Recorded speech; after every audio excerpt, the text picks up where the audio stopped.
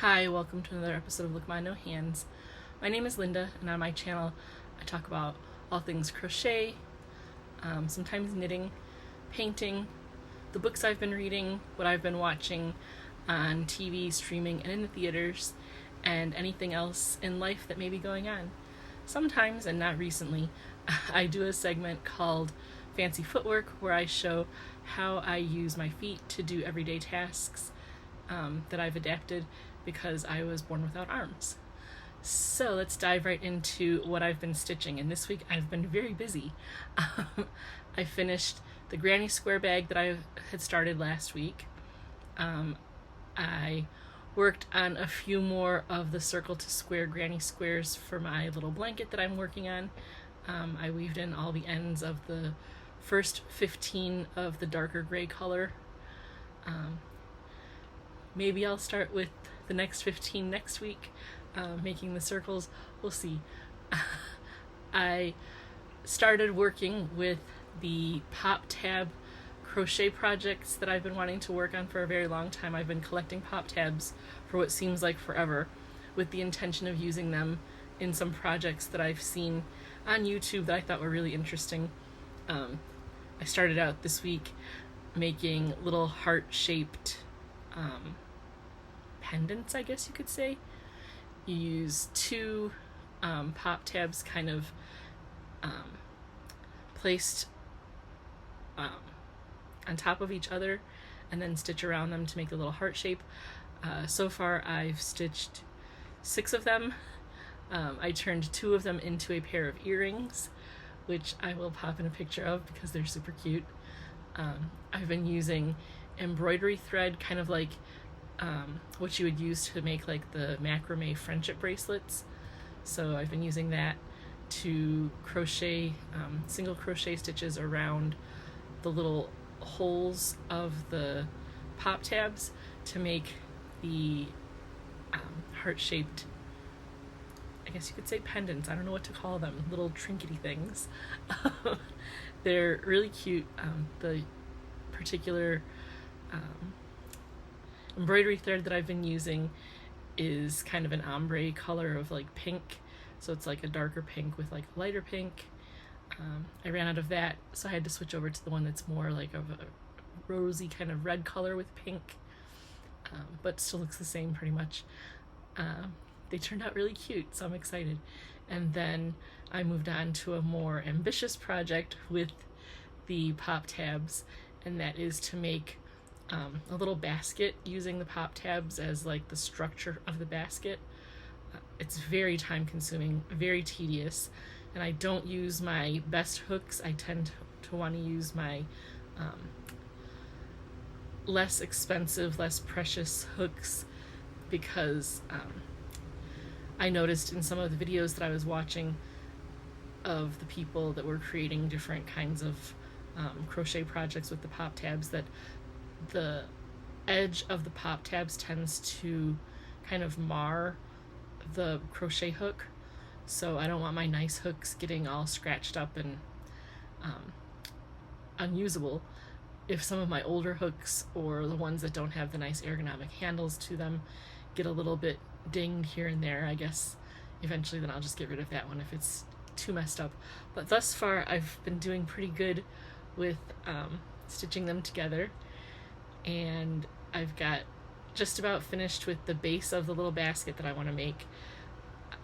I've not been using the recommended yarn that the person recommended in the video that I'm working from. I'm just using some random yarn in my collection that has no label on it. I think it might be wool, I'm not sure. I'm just going with it as like a test to see like how time consuming is it a project that I really want to get into. There are tons and tons of really cool projects using the pop tabs with crochet, so I want to make some of the really cool like little coin purses, and there are like handbags and clutch purses and like all kinds of really cool things. So I'm hoping to not fatigue on this particular concept and work more with the pop tabs and with like the coin purses and stuff, maybe even whip out the sewing machine and make some fabric linings to stitch into the coin purses. Yeah, they're just really neat. So it's a great way to kind of recycle and repurpose something that otherwise would be garbage. Yeah. So, like I said, I've got a lot of projects going right now. The earrings are so much fun. And fortunately, I just was gifted a bunch of like beads and jewelry findings that I can use to make up a bunch of earrings and keychains and things like that. There's a cute little keychain project that I saw that was using a single pop tab that you crochet around to make like a little cat silhouette. So I thought that one was kind of cute. Maybe even make some cat earrings, cat keychains, I don't know, we'll see. But all the designs are really cool. I think there's even like a frog one. So yeah, I'm just excited to get involved with the pop tab crochet concept. But lots of fun things coming down the pike for me for crochet. This week, what I've been reading, I finished 3 books. The first one is juvenile fiction called Ogre, Enchanted by Gail, Carson, Levine. This book is a companion, I wouldn't necessarily say sequel, to Ella Enchanted, and true to form. If you've read Ella Enchanted, I read it years ago when I was in college studying to be a teacher. I did a novel study for that and wrote like all kinds of like discussion questions and did like a whole thing. It was a big project and it was exciting. With Ogre Enchanted, this book is equally as fun, and I could see it being worked into a classroom curriculum for like upper elementary, early middle school age.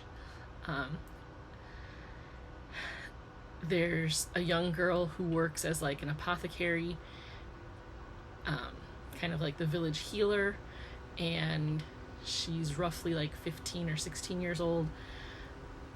Her best friend from the community is a boy, and he's very enamored with her, and he decides to propose marriage to her, and she's very like, oh goodness, I didn't realize you felt that way about me. And she kind of hesitates and then rejects his proposal, and the fairy godmother comes in and curses her for not returning his affections and turns her into an ogre. Ogres are not welcome in the community, so she has to figure out a way to safely kind of go into exile, and there's all kinds of things that happen to her because she's now existing in this other form, and she's given like a deadline for when she needs to find true love and get someone else to propose to her, which will be very difficult for her to do in ogre form. No one wants to be around ogres in this story, so she's in a lot of trouble, and she has to figure out how to get herself out of this predicament, otherwise be left to live as an ogre for the rest of her life. If you've seen the movie Ella Enchanted or read the book Ella Enchanted, you'll know that this story is just filled with a lot of humor, life lessons on like self-acceptance and being confident, learning how to be a good judge of character in others, learning how to trust yourself. All of these things kind of come up in the story. Learning how to be a good friend. It's just a very exciting book. So, yeah. The next book that I read is The Last Sad Love Song by Kimberly Brown. This is a romance novel. It was a pretty quick read. I finished it in like one afternoon. It is a story where the main character is betrayed by her best friend and her boyfriend. which leads her to feel like there must be something wrong with her, that she's like unlovable, and that she'll never like find somebody that will want to settle down with her. She kind of spirals into like a depression. Her mom finally convinces her that she has to just kind of like get back out there and try to find, you know, somebody to partner up with and just enjoy life with. Her other friend from childhood, who did not betray her, invites her to do a photo shoot in preparation for a charity benefit that her fiance is planning. The benefit is like a speed dating kind of thing, or some kind of like dating auction. I don't know. It's just something to do with dating. And they need to publish like pamphlets and like flyers and stuff advertising the event. So they want a couple that they can kind of pose in like romantic situations to advertise this event. So they're going to do their own little photo shoot. So they ask her to come in, and he asks his brother to come in, and everyone kind of looks at them and thinks like, well, you guys really have some chemistry here, like, okay. And they're both like, whatever, like, we were just posing for the photos, there's nothing going on. The story unfolds, and definitely more than just posing for photos. And the male lead is quite dreamy, in my opinion. Like, the way he talks to her and tries to like lift her up, and he's just very self-assured and has decided like he didn't want to just be like this runaround guy doing, you know, sowing his wild oats, so to speak, in his youth. He just kind of was doing what he needed to do to get himself in order and get himself established in his career, and he's kind of in a place now where he feels like he's got financial security, he's got job security, and now he's ready to settle down. So kind of like a guy that would be like every woman's dream, to meet someone that's just like, you know, very settled and ready to tackle life with, you know, a partner. And so yeah, things are very interesting between the two main characters, and I really like the dynamic of the families. The main character's grandma is an absolute hoot. Like, I don't know, just the whole story was a lot of fun to read. So definitely one that if you're looking for just like a very kind of easy, light beach read, pool read, this is definitely one of those. It's just a very laid back, easy story to kind of get into. So yeah. And then the final book that I read this week is The Last Marriage of Brightmore by Laura Pearson. This is the follow-up to the last list of the last list of Mabel, I can't remember the name of the book. Oh my goodness, I'll have to include it at some point.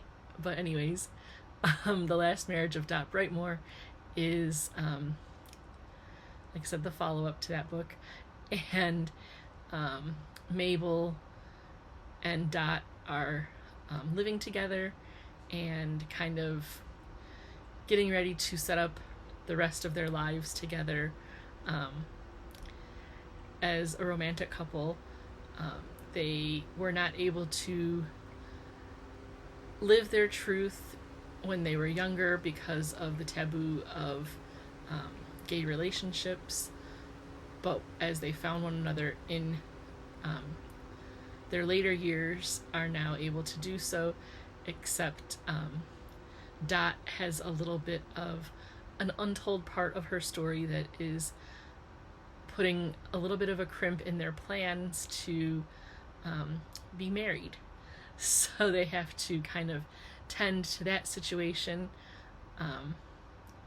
Dot's son is not super excited about her adventuring off with Mabel to take care of that little project, but Dot's grandson is very supportive and says that he will travel with them to go take care of the situation. So yeah, I just really enjoyed, again, the relationships of all the ladies in the story. It's good to, again, see women supporting one another and rallying around each other.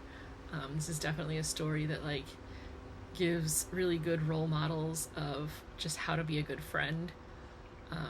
Mabel recognizes the mistakes that she made in the first story, with kind of overstepping with some of her friends. She acknowledges that, like, she can be a little pushy and a little meddling at times. The relationship between her and Aaron really blossoms, and she becomes very, like, maternal towards Aaron, which was really cool. Or maybe I should even say, like, grandmotherly, because she's just that much older than Aaron.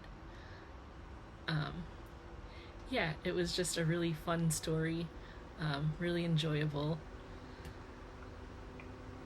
and definitely, like, the way things unfolded delivers a pretty happy ending.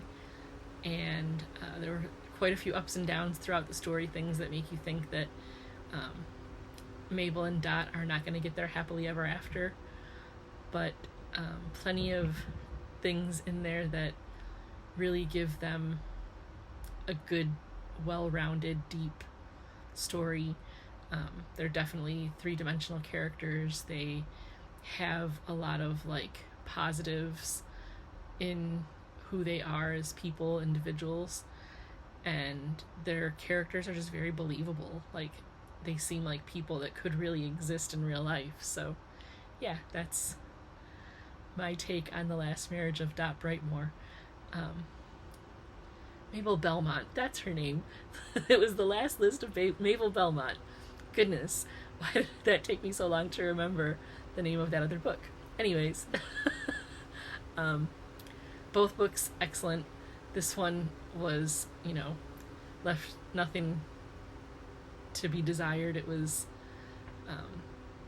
a wonderful continuation from the first installment. If there isn't another one, this will be a great, like, wrap up of the story, but I could very much see subsequent books coming from this to give us an idea of what's going on for Aaron, what's going on for Julie, all the other characters. Like, everybody has, like, kind of a backstory that we don't really get to see in these first two novels. So I'm wondering if there will be others coming down the pike, which I will read because, like I said, the characters are all very interesting, and I could see the author really being able to develop more stories with those characters. What I've been watching, pretty much same old, definitely keeping up with General Hospital. Interested to see, like, how the story will unfold with Jocelyn being locked up, how things unfold with, like, the murder of Marco and all of that. Like, will the truth come out about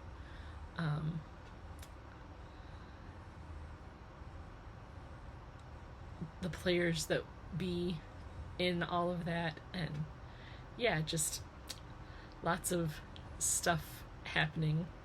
It'll be interesting to see what comes of the drama between Brooklyn and Willow. Brooklyn is not messing around. She has laid down the law. We'll see what Willow does. Willow used to be a very lovable character, and now they've really turned her into such a villain and just not a very nice person. Yeah, I don't know. I used to really like the character, and now they've twisted her and made it really difficult to like her, although I do love the work that the actress does to make her so detestable. So, yeah. Nothing more to say about General Hospital other than we'll keep watching because we like the drama. We're watching Barbecue Brawl on Food Network. Again, all the food looks so good. I'm going to have to do a little bit of research to see if some of their recipes are on the Food Network website so we can try some of them because, like I said, everything looks so delicious and we like all kinds of like spicy and like interesting things, so it'll be interesting to see. I'll have to do some homework. We're watching The Way Home on the Hallmark channel, which we're definitely feeling all the feels when it comes to the fact that that series is going to be coming to an end. I had a realization that it kind of almost seems like they might be setting it up that they're going to try and do a spin-off and put it on Hallmark Plus, which will kind of irritate me because I don't have Hallmark Plus.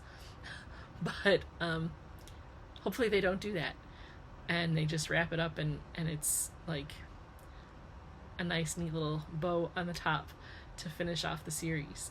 But we're coming to like the last 2 episodes, I think, and things don't really seem to be getting resolved, so they've got me feeling very nervous. And then I guess in life, lots of things going on. I got a letter this week from the Mouth and Foot Painters Association letting me know that they've selected one of my paintings to be reproduced, so that's super exciting. It'll be available to purchase as greeting cards in the future, so I'll keep everyone posted as to when those will become available. I finally got around to repotting some of my houseplants. They were getting a little overgrown, and I don't like for the plants, this is going to sound really weird, I don't like when the plants look unbalanced and asymmetrical in the pot when I know that they can be replanted and have like perfect symmetry. So I took them out to the back patio this morning and took care of repotting them and was able to take, I call them the babies, took 4 babies out of the big one and put them into small plants, small pots, and then emptied out the dirt from the pot the big one was in and put fresh potting soil and replaced that plant into a big pot again. And then I took another one that was in kind of a smaller pot and put it into a bigger one just to kind of give it some room to spread its roots out. It was definitely time to do that because the dirt was very compacted and didn't really seem like it was appropriate for that plant anymore. It seemed very like the roots were very bound up. So I repotted that one, and I just hope that everyone survives the trauma of being put into new homes. And then had to kind of do some rearranging of my plants as they exist at the windowsill, so that I have room for everyone. And yeah, did that. And then just yesterday I had a chance to have a short little visit with my sister and my niece.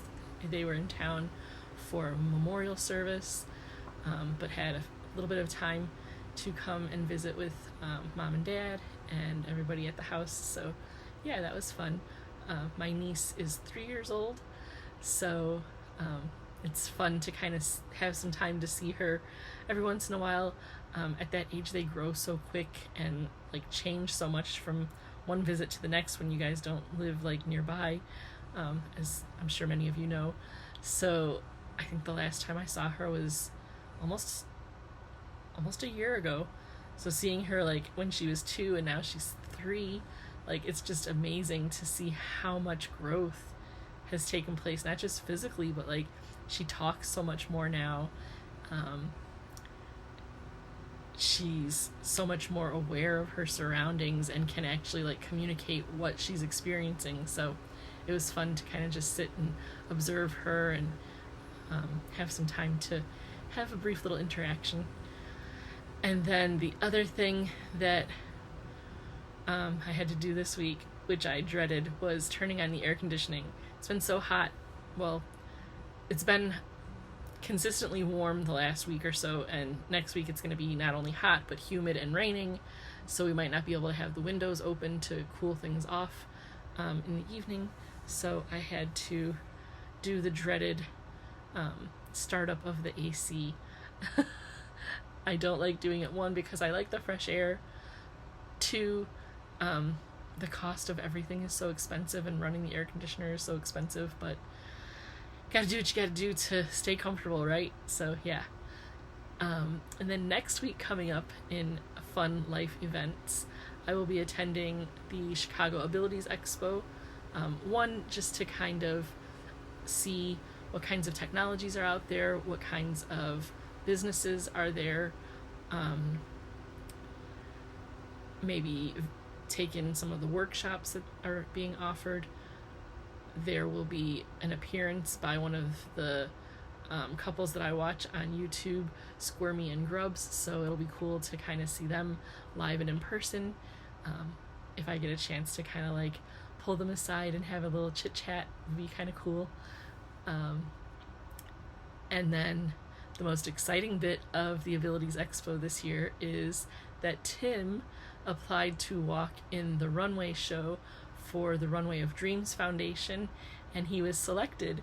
So he will be walking in the runway show at the Abilities Expo at the Renaissance Schaumburg, I guess it's the like convention center out there.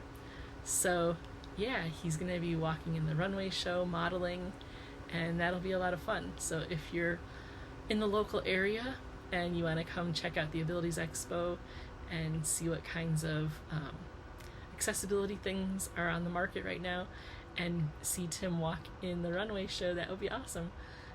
I'll include a link in the description box for the Abilities Expo with the information. As far as I know, tickets are free, so yeah, it'll be a good time. And that's probably a lot going on this week, but some weeks are like that. Some weeks are super busy and some weeks not so much. Like I said, 3 books this week, lots of crochet projects, and yeah, just got a lot going on.